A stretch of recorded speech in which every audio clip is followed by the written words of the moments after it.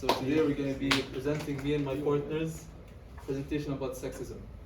So first we're going to start off with a short video to like explain what sexism is, and then we'll get into the what's it called? Into the thing, sexism itself. Where's the button?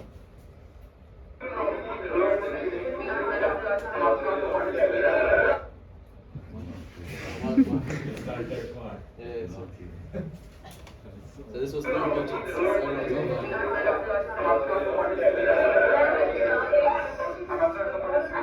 Come in, please. I guess for the top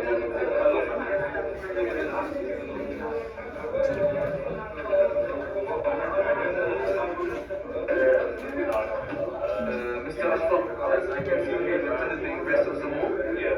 You are the material law. C in social science. So you got bad marks. You did get good marks. Since your job experience, no prior experience. No prior job experience. Mr. Parsi, you attended Oxford University. Top of your class. A+ in English, finance, business, political science. Experience 5 years as assistant manager straight out of the university.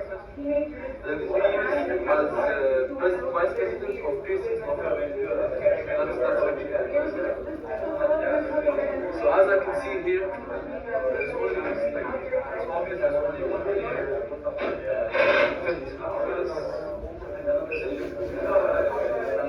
I'm glad to wrap everything up today.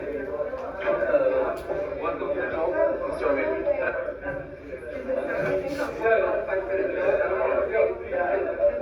Please don't shout at me. Get out of the office. Get out of the office, please. That's so disrespectful.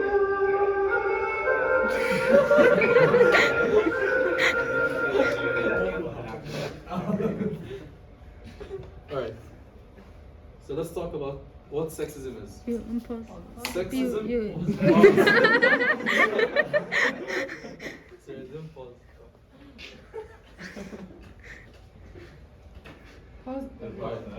What is sexism? Sexism is prejudice, stereotyping, or discrimination typically against women on the basis of sex. So it's basically a belief between people that men are superior over women in everything, whether it's in the workplace, in athletic competitions, in knowledge, in anything. Alright, so now after this we're going to see some interviews I made with some people about the moral dilemma, and we'll see what they have to say about it.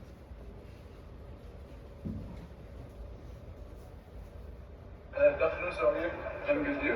Fine. Can I ask you a question? Yeah, please. What's your name? Steph Moraine. How old are you? I'm 16. Alright. So I'm just going to ask you a question. I want you to answer it as honest as you can. So you're walking past the river, just walking, you know, and then you look in the river and you see a man and a woman drowning. And they're basically, both of them are almost drowned, fully drowned. Yeah. And you only have time to save one of them. Who would you save and why? I would say the woman. Why?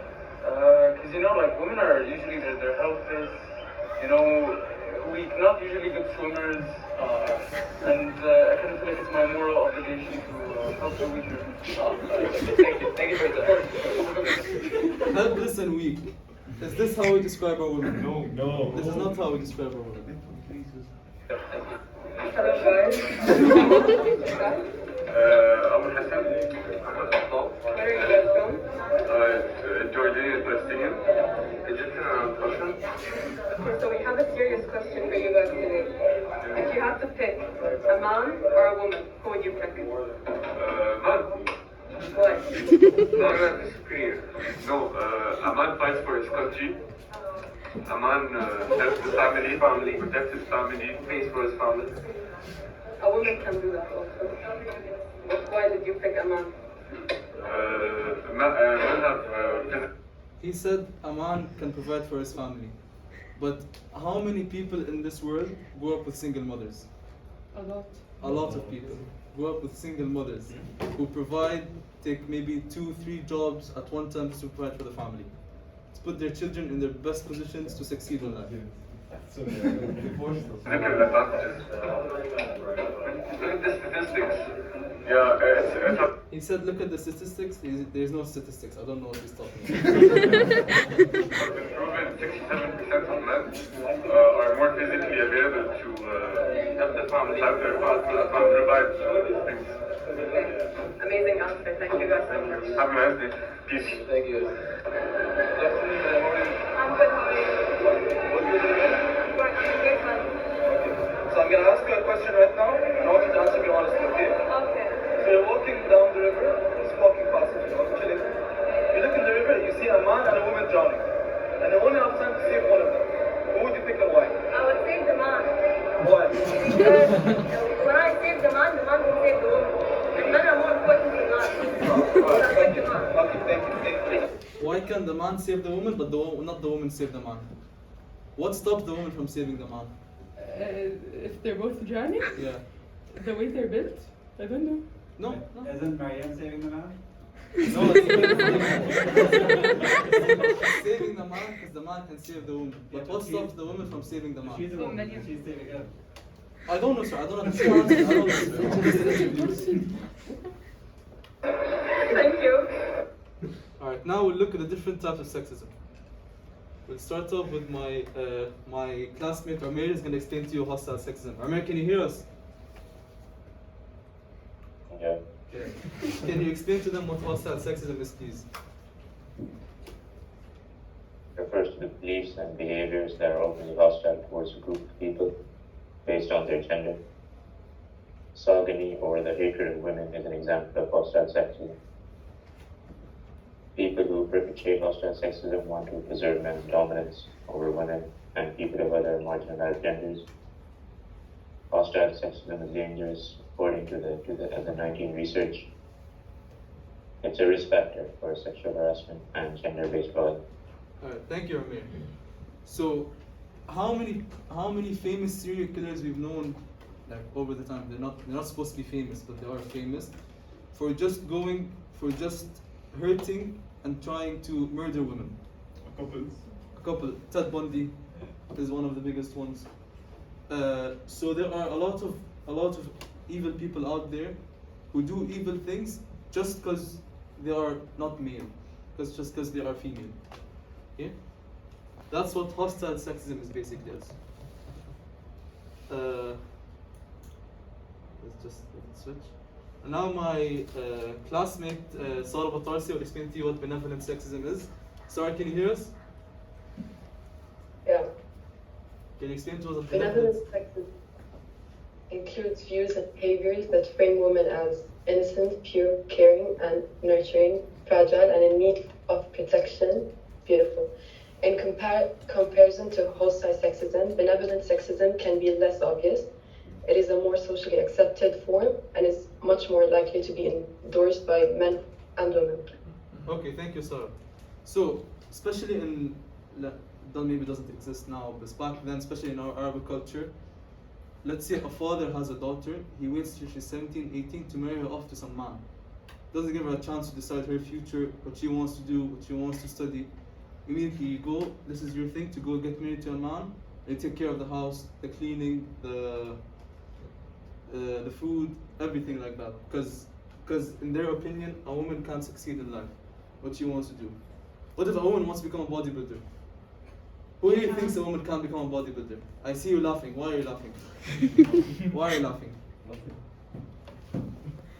If you believe a woman can't become a bodybuilder, raise your hand, please. You are sexist. You are sexist. Can't. Sorry. Can't. You said can. Yes. Right. So we'll look at the third and final type of sexism. And now my classmate Abdul Hamid Dawood will explain to you what institutional sexism is. Abdul Hamid, can you hear us? Yeah. Yeah. Read it up, please. Institutional sexism refers to sexism that is entrenched in organizations and institutions. When policies, procedures, attitudes, or laws create or reinforce sexism, this is institutional sexism. Institutional sexism is widespread. It can be hostile, benevolent, or ambivalent. One of the clearest indicators is the lack of gender diversity among political leaders and business executives. Alright, thank you, Abdul Hamid.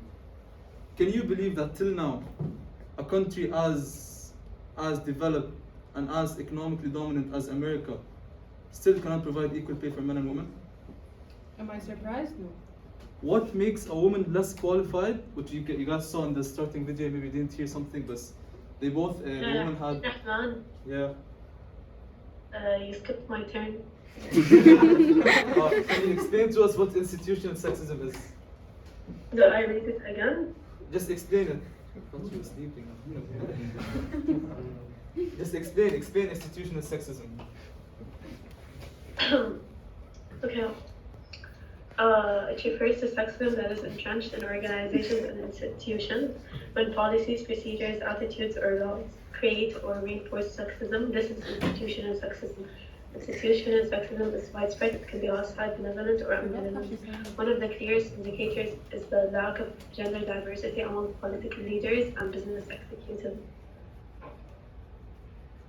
Okay, thank you, Zainab.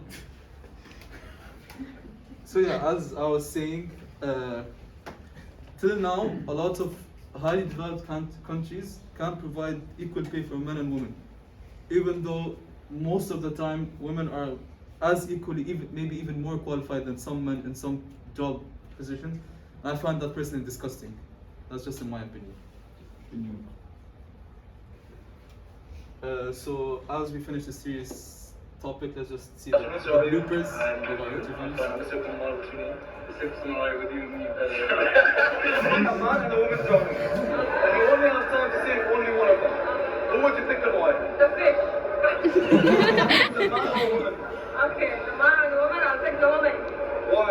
Because the man is stronger than the woman. The man works out, and the woman doesn't. Shut up with them all. Personally, I would start off by saving a very intellectual and close man to my heart. He goes by the name Honey the Beast, and also known as my name.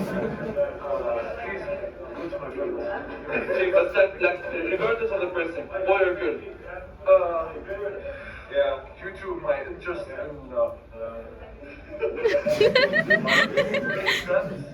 I'll prefer to choose a boy.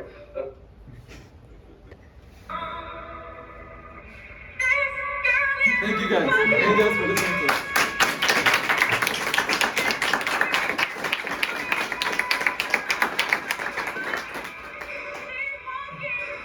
Does anyone have any questions? I have one question. As a question that always comes up, I think, whenever we talk about wage gaps. What industries do you think it can't be put into play? I'd say huge athlete institutions such as the NBA and WNBA. Yeah. So like entertainment purposes, yeah. like Somewhere like that, you can't say it doesn't provide equal pay because it all depends on the viewership and the sponsorship, and I don't think the WNBA is as at level of the NBA yet. Okay, but if it depends on viewership or then it still depends on who wants to watch women and who doesn't. But it just depends on your preference. What's interesting though, when you talked about institutional and about how the wage gap doesn't exist, where they're viewed women to be domestic, where they cook and they clean and they teach. Teaching is supposed to be a feminine job. However, when you have a professional woman and a professional man in the culinary industry, one is called a cook, the other one's called a chef. One's called a teacher, the other one's called a professor. Like, it's different. It's always like, when you think of lawyer, you think of man, you don't think of woman. Unconscious bias, but it's just more of like, stuff like cook and chef are two different things. We're doing the same thing. However, they still get paid more, even though it's supposed to be a feminine job. Yeah, I agree. That's There what are he lots was of saying. business companies, law firms, so many workplaces where it doesn't depend on basically the censorship and the viewership you get. A man is much more likely to get a higher wage bill than a woman, just because he's a man. Yes. If you think that women are like that, name me one famous woman chef. Famous woman chef? I don't know. That's You just proved his point. Yeah. Just proved my point, exactly. I know. What? I don't. What's the point? Thank you guys. Thank you guys for listening.